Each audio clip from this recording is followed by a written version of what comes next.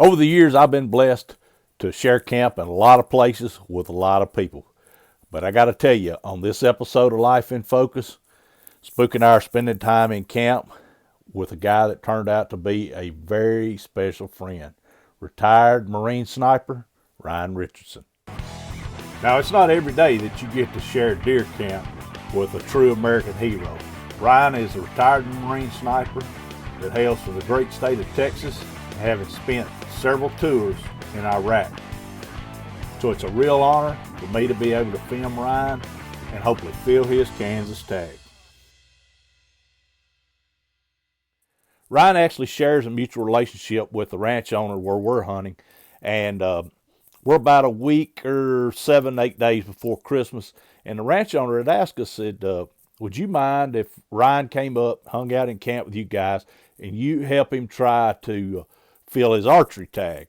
He's only ever been able to kill one other buck with a bow, and of course we were honored, and turned out to be an incredible hunt, and turned out to make a lifelong friendship. Now, we already had these blinds and stands set and hung, and knew how the deer moved from our experience on the ranch. And the first couple of days, we're seeing a lot of deer movement, having a great time.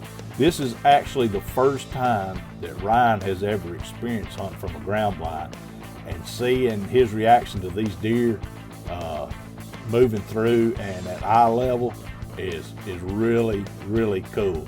In my experience, there's just nothing like it. We've seen a lot of deer over the first couple of days, but just not seeing the buck that we would like to get Ryan on. Now we're into like our third day of the hunt. We've been seeing a lot of deer. Of course, our experience on this ranch, we kind of knew where to set our blinds up. This is the same ranch where we killed Thumper a couple of years before, and so we knew pretty much how the deer moved and kind of how we were able to pattern them.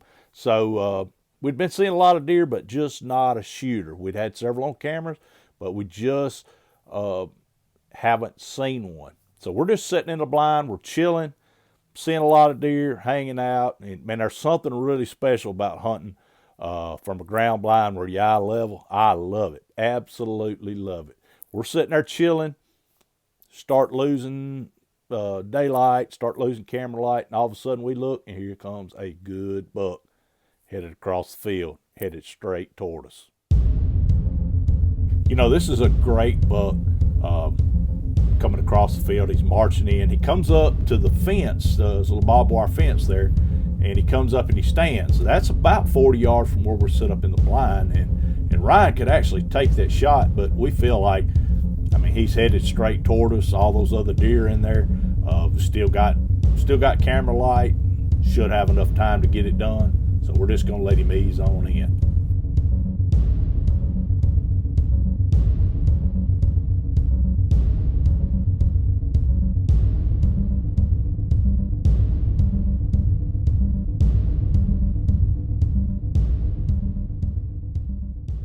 Unfortunately, as deer do sometimes, that sucker skirt tails us and stays just out of bow range and never presents Ryan with a shot.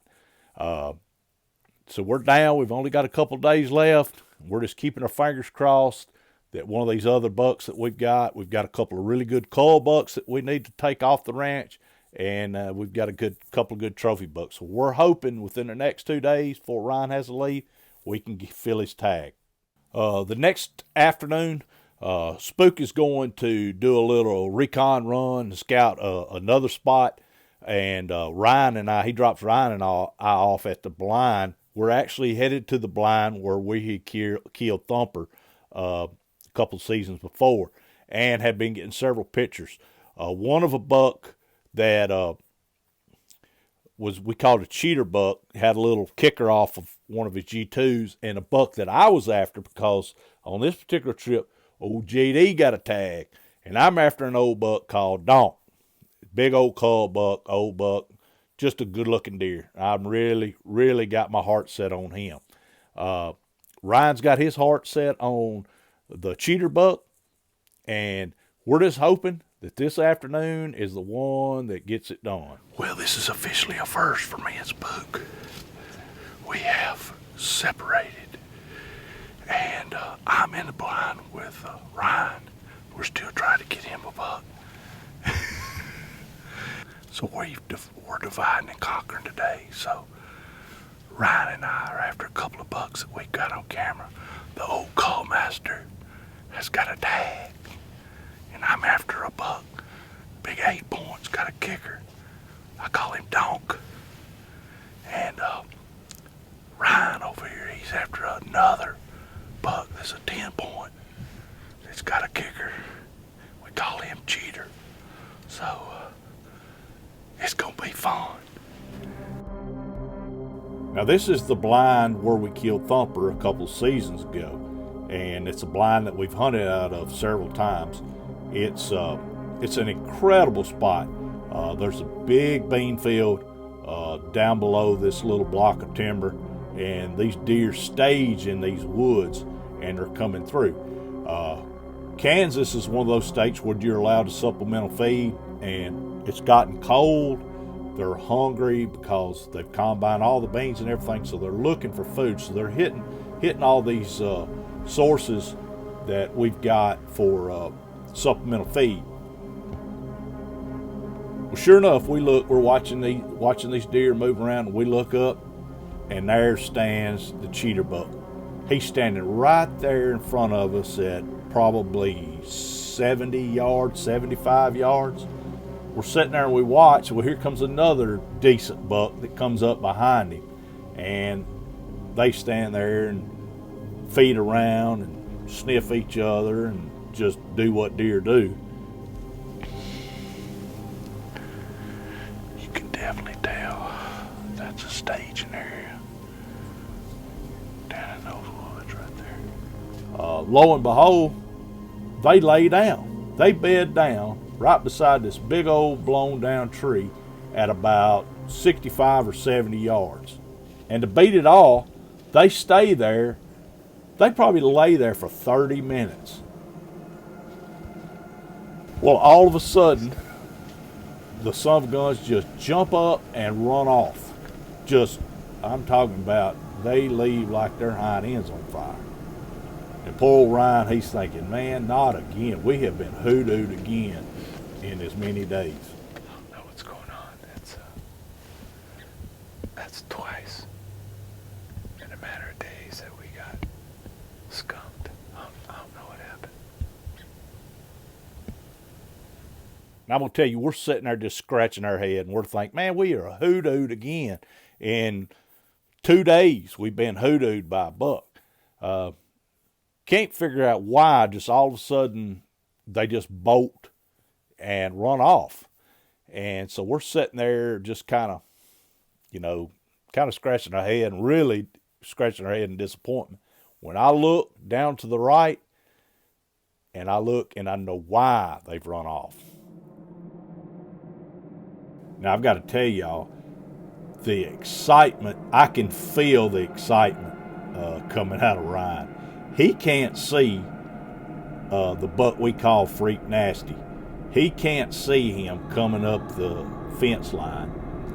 I can see him, and I'm filming him all the way up, and I'm just kind of giving Ryan the play-by-play of what's going on. Well, he marches up and eventually jumps the fence, and the fence is probably 50 or so yards from the blind.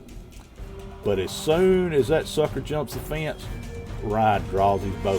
He's not going to take any chances.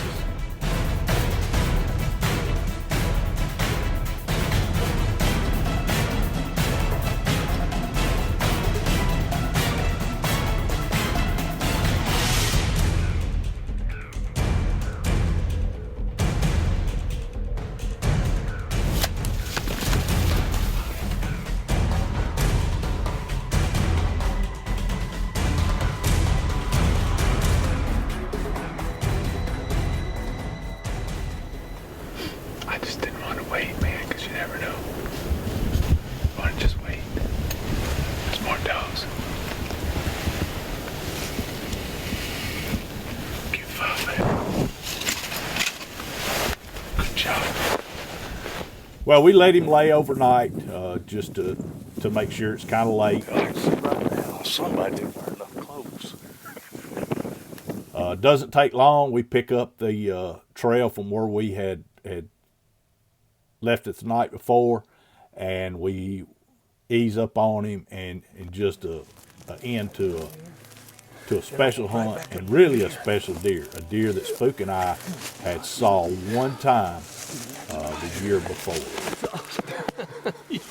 Congratulations. Thank you, sir. That's awesome. What a cool old buck. Just to end to an epic hunt, and with a guy that turned out to be a very special friend. I was just glad to be a part of it, glad that I could capture it on film, and glad that I could be sitting next to Ryan and feel his emotion when old Freak Nasty jumped that fence. It was just incredible, just an awesome experience. Well, Ryan's headed home for Christmas. We've still got a few days left before we have to head back to Tennessee. My old partner, he's done come down with the flu or something, so he's sick. But old JD, the Cull Master's got a tag. So I head out to do a little self-filming and hope, keep my fingers crossed, either the cheater buck or old Donk comes in.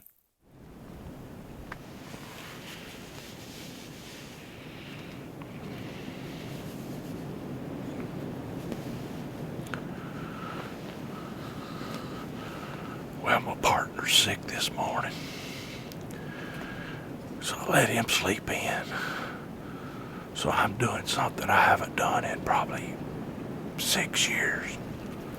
I'm self-filming. I got a tag, and this is the blind that Ryan and I were in the other day when he killed Freak Nasty. We still got a couple of good bucks coming in here. One we call the cheater buck, and a buck that I really, really would like to kill, called Donk. It's cold this morning. It's about 11 degrees and got about a 15-mile-an-hour wind. We've already had one really nice 8-point come in early. I actually thought when I first saw him that it was Donk, but it wasn't. So we'll see how this pans out. Now this is a great old buck, old 8-point cull buck that really needs to be taken. But when you only have one tag and you have your heart set on another deer, and you feel like you've got enough time to get it done before the season's over, you just, you remain patient. So I elected just to sit there and film him and watch him, and he fed around and he just kind of eased on off across the field. Great buck, just had my heart set on old Donk. Well, it's turned out to be a slow morning. Just a couple of doe early, and then that one old 8-point, but it's just not really what we're looking for since we only have one tag. Really got my heart set on Donk, but if it comes down to it, I'll probably have to do what I do best. Cull Master. Anyhow, I would have thought they'd have been, it'd have been better this morning. It's about 11 degrees and about a 15-mile-an-hour wind, but I thought they would at least come in and on their way back to bed or something, got something to eat. But anyhow, try them again another day. Well, when you hunt somebody else's property and they give you permission, you have to abide by their rules. Unfortunately, after we packed up and went home for Christmas, the landowner decided that he felt like the ranch had been pressured too much and just kind of wanted to give it a break, let the deer feed the rest of the season. So we weren't able to go back after Christmas, and my tag went unfilled. And I guess the old adage my old dad used to tell me, a bird in the hand's better than two in the bushes.